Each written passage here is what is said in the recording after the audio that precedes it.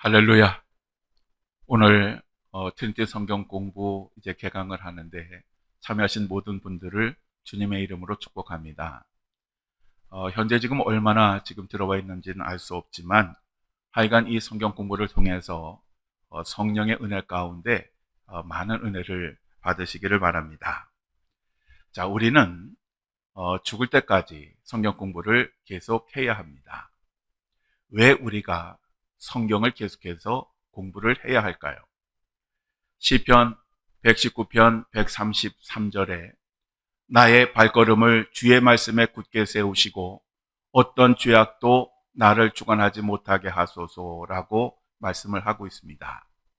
이 부분을 현대인의 성경은 주의 말씀으로 내 발걸음을 인도하셔서 죄가 나를 지배하지 못하게 하소서라고 번역을 하고 있습니다.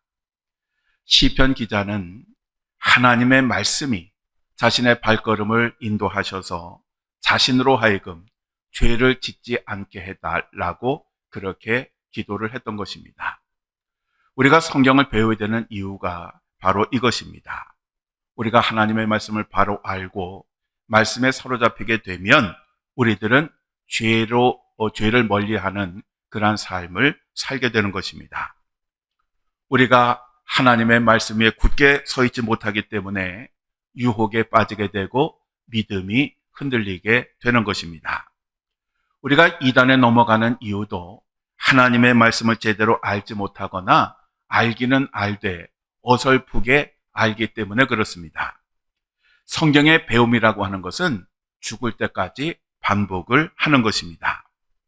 우리가 이번 학기에는 신약 성경의 서신서 가운데 사도 바울이 기록한 갈라디아서, 에베소서, 빌립보서를 공부를 하겠습니다.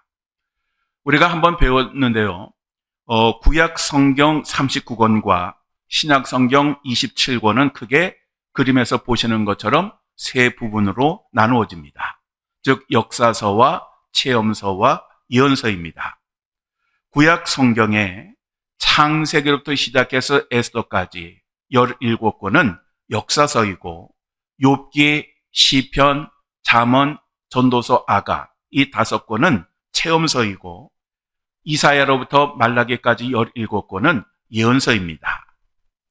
이 성경은 역사서를 중심으로 나머지 성경들이 그 내용을 보충해 주는 것입니다. 즉 창세기부터 에스더까지 17권과 나머지는 다 별개의 시대 것이 아니라 창세기부터 에스더까지의 그 시대를 체험서와 예언서가 보충을 해주는 그러한 역할을 하는 것입니다. 신약 성경도 마찬가지 구조입니다. 총 27권 중에 마태복음으로부터 시작해서 사도행전까지 이 5권이 역사서에 해당이 되고 그 후에 로마서부터 유다서까지 21권이 체험서에 해당이 되고 제일 마지막 성경인 요한계시록이 예언서에 해당이 됩니다. 이 요한계시록은 신약 성경의 유일한 예언서입니다. 그리고 신약 성경에서는 체험서 21권을 서신서라고도 부릅니다. 이 서신서를 세분화하면 바울과 바울의 제자들을 쓴 서신서가 14권, 그리고 일반 서신이 7권입니다. 그런데 이 서신서 가운데 논란거리가 되는 것이 바로 히브리서입니다. 히브리서는 히브리인, 즉 유대인 가운데 예수님을 영접하고 기독교인이 된 사람들에게 보내는 그러한 목회 서신입니다. 그런데 문제는 뭐냐 하면 이것을 누가 썼는지에 대한 의견이 분분하다는 것입니다. 로마 가톨릭에서는 이 히브리서를 사도 바울이 썼다라고 그렇게 이야기를 합니다. 그런데 히브리서에 사용이 된 그러한 어휘나 문체나 구조 등을 보면 사도 바울의 서신과는 많이 다른 것을 보게 됩니다. 그래서 이것에 대해서 논란이 많습니다. 다만 신학자들이 공통적으로 인정하는 것은 저자가 기독교인이 된 유대인이라고 하는 것입니다. 그래서 어떤 사람들은 이 히브리서는 사도 바울이 직접 쓴 것이 아니라 그의 제자 아볼로가 쓴 것이다 라고 그렇게 이야기를 합니다. 그런데 우리는 여기에 목숨을 걸 일이 없습니다. 이러한 논쟁은 신학자들이 계속하게 하고 우리들은 편의상 이 히브리서를 사도 바울이나 아니면 그의 제자 아볼로가 기록한 것으로 분류를 해서 공부를 하겠습니다. 사도 바울의 서신은 로마서, 고린도 전후서, 갈라디아서, 에베소서, 빌립보서, 골로새서, 데살로니가 전후서, 디모데 전후서, 디도서, 빌레몬서, 히브리서 이 14권이고 그 다음에 여러분 그림에서 보시는 것처럼 나머지 7권이 일반 서신입니다. 그리고 사도 바울의 서신도 또 분류를 하는데 옥중 서신이 있고 목회 서신이 있습니다. 이 옥중 서신은 사도 바울이 로마의 감옥에 있을 때 기록한 그러한 서신인데 에베소서, 빌립보서, 골로새서, 빌레몬서 이 4권이고 목회 서신은 목회자들에게 보내는 서신인데 디모데 전후서와 디도서 이 3권이 여기에 해당이 됩니다. 그리고 사도 바울이 쓴 것이 아닌 서신들을 일반 서신이라고 하는데 야고보서, 베드로 전후서, 요한 1, 2, 3서, 유다서가 여기에 해당이 됩니다. 자, 여러분에게 나눠드린 그 신약 성경의 서신서들을 한 장의 그림으로 정리한 것이 지금 보시는 그런 그림입니다. 이 그림을 자세히 보시면 이 서신서의 내용들은 크게 3가지 형식으로 구성이 되어 있습니다. 첫째는 개인적인 문안 인사 또는 기도입니다. 서신서들은 처음에는 다 이러한 형식으로 시작을 합니다. 우리가 지금이야 이제 편지를 쓴 지 너무 오래되었지만 예전에 편지를 쓸 때를 기억하면 항상 편지의 제일 먼저는 문안 인사로 시작합니다. 이 서신서들도 편지이기 때문에 그러한 형식을 띠고 있습니다. 두 번째로는 역사적인 배경이나 신학적인 내용 또 교리 등이 담겨져 있습니다. 우리가 성경의 역사적인 내용이나 신학적인 내용 그리고 교리를 잘 알지 못하면 성경을 잘못 해석하게 되고 그리고 이단에 넘어가기 쉽습니다. 제가 예전에 하객교회에서 부목사로 있을 때 제가 담당하는 전도사가 한 명 있었는데 하객교회에서는 이 전도사들에게도 설교할 기회를 주기 위해서 주일 오후에 그들에게 한 번씩 기회를 주었습니다. 그래서 제가 그 담당하던 전도사도 아주 열심히 아주 말씀을 잘 준비를 했습니다. 그리고 어느 날 저더러 아주 자랑하듯 그 설교 원고를 보여주었습니다. 그래서 제가 원하는 것은 아니었는데 그 원고를 검열을 하게 되었습니다. 근데 그 원고를 쭉 읽다 보니까 신학적으로 문제가 있는 성경을 잘못 해석한 부분들이 있었습니다. 그래서 제가 그것을 지적하면서 이러한 얘기는 하지 않았으면 좋겠다라고 그렇게 얘기를 했는데 그 전도사는 자기는 나름대로 아주 열심히 준비를 했고 바로 그 부분이 자기가 발견한 포인트인데 제가 하지 말라고 그러니까 삐졌습니다. 그렇지만 저는 안 할 거라고 생각했습니다. 그런데 막상 설교할 때가 되니까 그 내용을 그대로 설교하였습니다.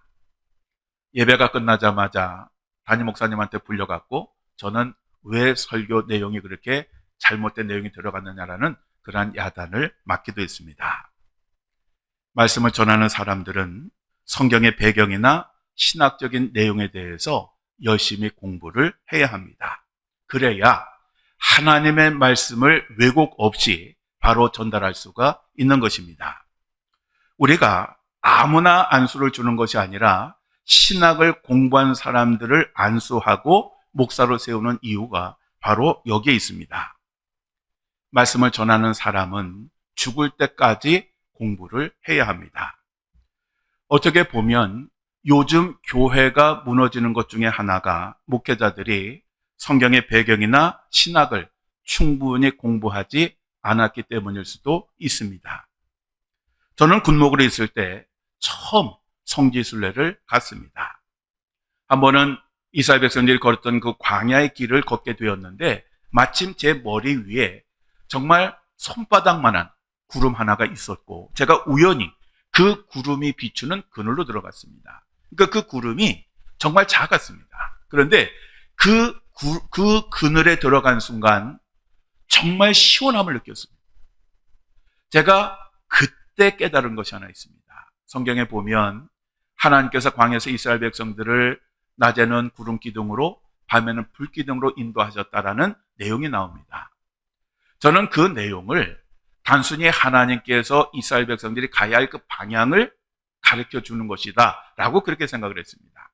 그런데 그 작은 손바닥만한 구름 아래에 그 그늘에 섰을 때의 그 시원함을 경험하고서 제가 깨달은 것이 뭐냐 하면, 하나님께서 이스라엘 백성들을 낮에 구름으로 인도하셨을 때에 그 구름이 그 뜨거운 광야를 지난 이스라엘 백성들에게 얼마나 시원함을 제공했겠는가라고 하는 걸 생각하게 되었고, 또 광야의 밤이 굉장히 춥습니다.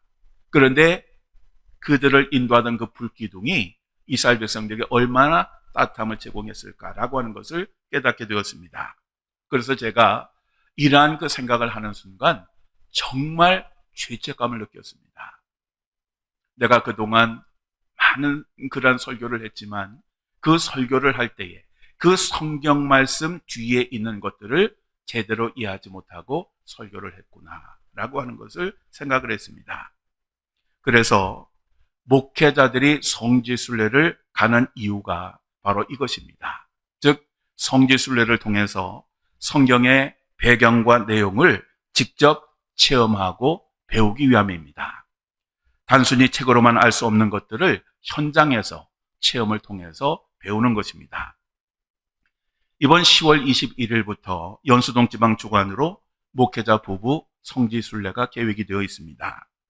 이번에는 이스라엘에서 벌어지고 있는 전쟁 때문에 이스라엘은 가지 못하고 이집트를 아주 자세하게 돌아볼 예정입니다. 이 이집트는 출애굽의 배경이 되는 그러한 곳입니다. 저는 예전에 스치듯 한 번 이 이집트를 다녀왔는데 이번에는 아주 자세히 볼 수 있는 그러한 기회가 될 것입니다. 언젠가 여러분과 함께 이 성지를 한번 여행을 해보았으면 좋겠습니다. 자, 다시 서신서로 돌아가겠습니다. 이 서신서에는 교리를 가르쳤는데 이 교리라고 하는 것은 성경의 내용을 압축한 것입니다. 즉 교리라고 하는 것은 고리타분한 것이 아닙니다. 그런데 사람들은 교리라고 하면 어려운 것, 딱딱한 것, 그것은 전문가들이나 하는 것이라고 그렇게 생각을 합니다. 우리 감리교가 약한 부분도 이 교리 교육입니다. 이번에 배우는 에베소서는 교회론을 잘 정리하고 있고 갈라디아서와 로마서는 기독론을 잘 정리를 하고 있습니다. 우리가 성경을 체계적으로 배워야 하는 이유가 바로 여기에 있습니다. 성경을 우리가 체계적으로 바로 배워야 성경 전체를 바로 이해할 수가 있습니다. 그런데 성경을 제대로 모르니까 이단에 넘어가게 되고 이단에 갔더니 성경을 굉장히 체계적으로 가르치는 것 같아서 놀라하면서 그 이단에 빠지게 되는 것입니다. 어제 뉴스를 봤더니 신천지에서 올해 8개월간의 성경 공부 정규 과정을 마친 11만 명 이상을 대상으로 수료식을 거행하게 될 것이다 라고 그렇게 된 기사를 보았습니다. 이 기사에서 강조한 것은 뭐냐 하면 기존 교회는 20대, 30대가 대부분 다 교회를 떠나는데 신천지에는 20대, 30대가 굉장히 많다라고 그렇게 강조를 했습니다. 이 신천지의 말을 믿을 수는 없지만 어쨌든 분명한 것은 교회의 숫자가 줄어가고 있는데 신천지는 점점 늘어가고 있다고 하는 사실입니다. 그리고 신천지로 넘어간 대부분의 사람들은 교회에서 신앙생활을 하던 사람들이었습니다. 제가 알기로는 우리 산성교에서도 20여 명이 신천지로 넘어간 것으로 알고 있습니다. 우리는 아무리 바빠도 성경을 체계적으로 배워야 합니다. 우리가 트리니티 성경 공부를 열심히 해야 하는 이유도 바로 여기에 있습니다. 우리가 기도만 해서는 안 됩니다. 우리가 하는 기도도 하나님의 말씀을 바로 알고 하나님의 말씀을 바탕으로 한 그러한 기도가 되어야 합니다. 서신서의 세 번째 공통점은 실제적인 면, 즉 실천적인 면에 대한 권면입니다. 즉 성도들이 구체적으로 어떻게 살아야 할 것인가를 가르치고 있습니다. 지금 그림에서 보시는 것처럼 이제 세 가지 형식의 내용을 기계에다 집어넣습니다. 그래서 그것이 서신으로 바뀌게 됩니다. 그래서 서신으로 바뀐 것이 그 중간에 있는 그러한 그 출구로 나오게 되는데, 여러분 보시면 14라는 숫자가 있고 7이라는 숫자가 있습니다. 자, 저게 무엇을 상징할까요? 14라고 하는 숫자는 바울 서신을 가리키는 것이고 7이라고 하는 숫자는 일반 서신을 가리키는 것입니다. 이렇게 완성된 서신들이 각 지역으로 또는 각 대상자들에게 배달이 되었던 것입니다. 사도 바울의 서신서들은 주로 받는 사람들의 이름으로 성경 이름이 결정이 되었습니다. 예를 들면 갈라디아서는 갈라디아에 사는 성도들에게, 그리고 에베소서는 에베소에 사는 성도들에게, 그리고 빌립보서는 빌립보에 사는 성도들에게 보내는 그러한 서신입니다. 그리고 반면에 일반 서신들은 쓰는 사람, 즉 보낸 사람의 이름으로 성경의 이름이 결정이 되었습니다. 예를 들면 야고보서는 야고보가 썼고, 베드로 전후서는 베드로가 썼고, 요한 1, 2, 3서는 요한이 썼고, 유다서는 유다가 썼습니다. 자, 우리가 이 서신 중에서 이제 다음 주부터 갈라디아서와 에베소서와 빌립보서를 열심히 공부를 하겠습니다. 자, 그리고 우리가 트리니티 성경 공부를 처음 시작하는 날이 되게 되면 꼭 공부하는 게 하나 있죠. 바로 타임라인이라고 하는 것입니다. 여러분 나눠드린 그 그림에도 타임라인이 있습니다. 이 타임라인은 신구약 성경 전체의 내용을 한 장의 그림으로 요약한 것입니다. 여러분들은 이 그림에 대해서 이미 5번을 공부를 했고 오늘은 6번째입니다. 그래서 아마도 그림만 보시면 이 내용이 무엇이구나라고 하는 것을 아실 수 있으리라고 생각이 됩니다. 그렇지요? 아닌가요?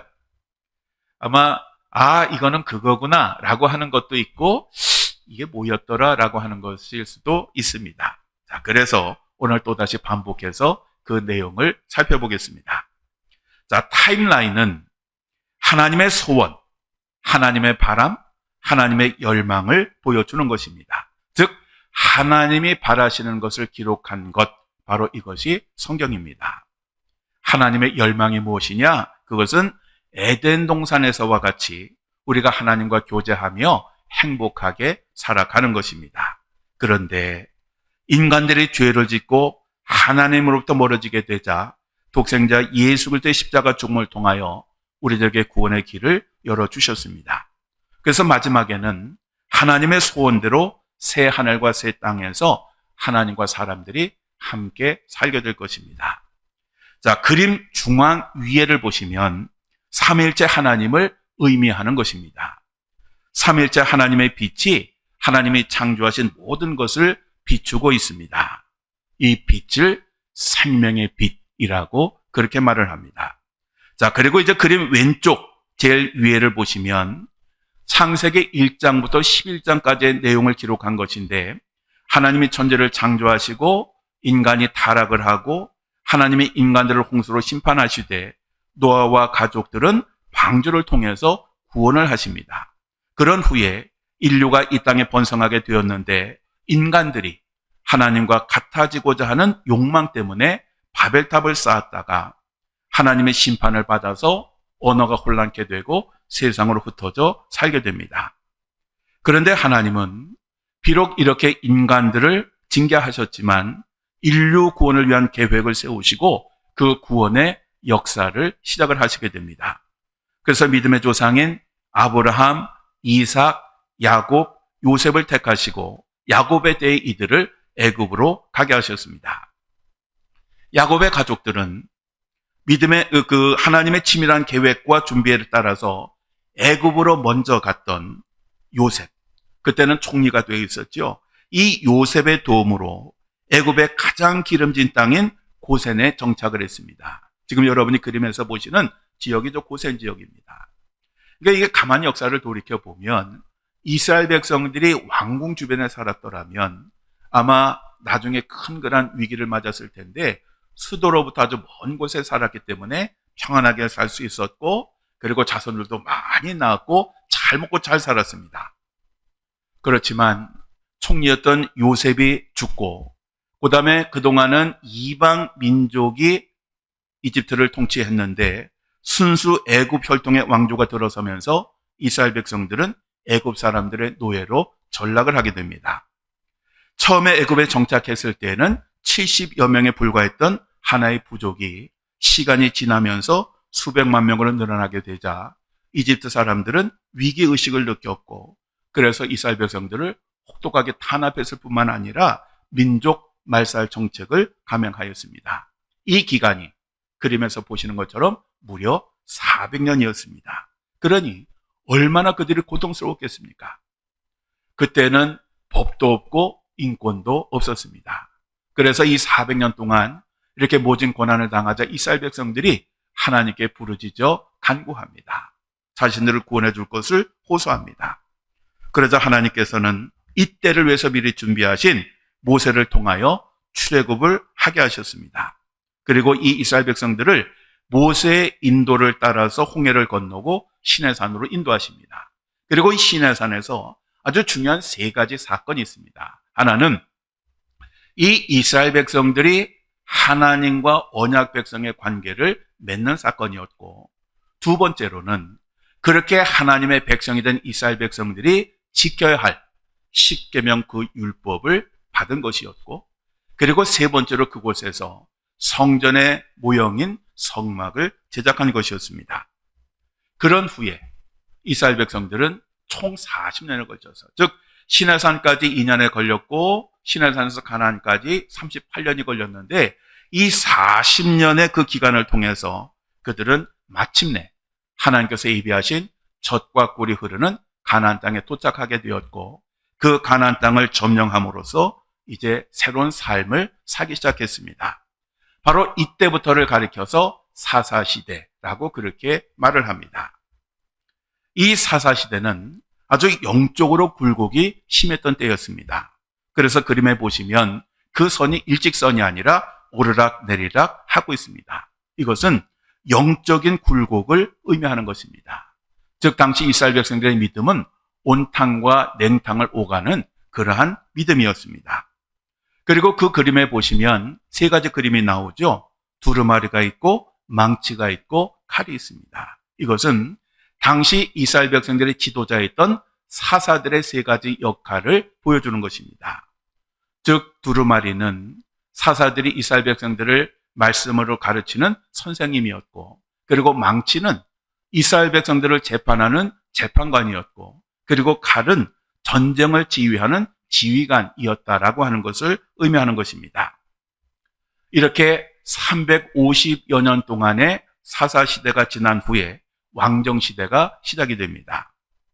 초대 왕인 사울, 두 번째 다윗, 세 번째 솔로몬 왕 때까지 이스라엘은 통일왕국이었습니다. 그런데 그 솔로몬 왕이 타락을 하면서 네 번째 왕이었던 르호보암 때에 이스라엘은 두 개로 쪼개어지게 됩니다. 지금 여러분 그림에서 보시는 것처럼 이제 두 개의 왕관은 북이스라엘과 남유다를 상징하는 것입니다. 그리고 그림에서 사람의 손이 나오는데, 이 사람의 손은 당시 활동했던 예언자들을 가리키는 것이고, 그 손가락은 이스라엘 백성들의 죄를 지적하는 것을 보여주는 것입니다. 이때 예언자들은 이스라엘 백성들의 죄를 지적하면서 회개를 촉구하였고 하나님께 돌아올 것을 호소하였습니다. 그렇지만 이스라엘 백성들은 이러한 예언자들의 호소를 무시하고 계속 죄를 지었습니다. 그래서 BC 722년에 북이스라엘이 아수르 제국에게 먼저 멸망을 했고, 남유다는 우리가 배웠던 것처럼 그래도 선한 왕이 있어서 역사를 조금 이어가다가 BC 586년에 바벨론 제국에게 멸망을 당하고 포로로 끌려가게 됩니다. 그리고 그곳에서 70년 동안 종살이를 하게 됩니다. 이 70년의 징계 기간이 끝난 후에 하나님은 바사 제국으로 하여금 바벨론 제국을 무너뜨리게 하였고, 새롭게 고대 근동의 그러한 그것을 차지했던 이 바사 제국의 고레스 왕이 하나님의 그 지시에 의해서 이스라엘 백성들을 다시 예루살렘으로 돌려보내게 됩니다. 그게 단순히 돌려보낸 것이 아니라 그들이 가서 성전을 건축할 수 있는 재료도 보내주었고 거기에 필요한 행정 조치도 해주었습니다. 이렇게 해서 무너졌던 예루살렘이 재건이 되고 400년의 시간이 흐르게 됩니다. 이 400년의 시간을 우리는 신구약 중간기라고 부릅니다. 이 신구약 중간기를 가리켜서 침묵기라고도 합니다. 이 침묵기라고 부른 이유는 이 400년 동안에는 공인된 선지자가 없었기 때문입니다. 즉 말라기 선지자 이후로 400년 동안 이스라엘은 공인된 선지자가 없었습니다. 그런데 이 기간은 사실 영적인 침체이기도 했습니다. 그렇지만 이 시기는 하나님이 구체적으로 인류 구원을 준비하고 계셨던 그러한 기간이기도 하였습니다. 그리고 이 400년의 기간이 끝난 후에 예수님께서 이 땅에 오심으로써 신구약 중간기가 끝이 나고 신약 시대가 시작이 됩니다. 그리고 예수님께서 세상의 사역을 마치시고 십자가에 죽으시고 부활승천을 하신 후에 약속대로 성령이 임재하심으로써 새로운 교회의 시대가 시작이 됩니다. 그리고 다음은 바울 서신과 일반 서신의 내용입니다. 당시 교회들은 지도자들이나 전통이나 경험이 부족했고 또 수많은 고난과 박해가 있었고 또 마귀의 역사로 인해서 교인들이 실족하는 일들이 많았습니다. 그래서 사도 바울과 사도들이 이러한 성도들이 흔들리지 않도록 신앙생활의 지침을 담은 서신을 기록을 하였습니다. 이 서신들에는 교리와 기독교인들의 삶에 대한 이야기를 담았습니다. 그래서 지금 그림에서 보시는 것처럼 이제 성도들이 서로 밀어주기도 하고 끌어주기도 하면서 성도의 삶을 살아가게 되는 것입니다. 그리고 마지막 요한계시록에서는 예수님의 재림으로 새 하늘과 새 땅이 이루어져서 에덴 동산과 같은 그런 모습을 회복을 하게 됩니다. 즉 성경은 천지 창조로부터 시작해서 새 하늘과 새 땅으로 끝이 나게 됩니다. 그림에서 보시면 에덴 동산과 그 새 하늘과 새 땅 사이에 보면 점선이 그려져 있습니다. 이 점선은 God's desire, 즉 하나님의 기대선을 가리키는 것입니다. 즉 인간은 하나님께서 이런 기대를 가지고 계셨지만 죄로 인해서 이 기대선 아래로 내려갑니다. 그런데 하나님께서 이러한 인간들을 예수 그리스도의 십자가 죽음을 통하여 다시 하나님의 기대선 위로 끌어올려 주십니다. 그래서 성경에서 가장 중요한 것이 뭐냐 하면 하나님이십니다. 성경, 우리가 역사를 히스토리라고 하는데 이 성경이 뭐냐? 한마디로 말하면 하나님의 이야기, His story라고 하는 것입니다. 그리고 이 하나님의 초점이 어디에 있느냐? 바로 인간에 있는 것입니다. 그래서 성경은 하나님의 인간을 구원하시는 이야기를 담고 있는 것입니다. 우리가 이러한 관점에서 성경을 보아야 제대로 성경을 이해할 수가 있습니다. 그리고 이번 학기에는 우리가 이 타임라인 중에서 지금 보시는 그 그림 부분을 공부를 하게 되는데, 즉 성도들이 바른 신앙생활을 하도록 권면하는 그러한 서신서들을 공부를 하게 됩니다. 이제 다음 주에는 갈라디아서 1장과 2장을 공부하게 됩니다. 이번 학기는 성경을 읽기가 굉장히 쉽습니다. 왜냐하면 구약 성경 같은 경우에는 굉장히 내용이 많아서 막 10장, 12장 이렇게 한 주에 읽어와야 됐지만 이 신약 성경의 이 서신서들은 굉장히 짧기 때문에 마음만 먹으면 반나절만 해도 충분히 읽을 수 있는 그러한 내용들입니다. 그러니까 이번 학기는 다른 학기는 몰라도 꼭 성경 공부하기 전에 꼭 깊이 읽고 묵상하고 그리고 참여하시면 훨씬 더 풍성한 내용을 듣게 될 것입니다.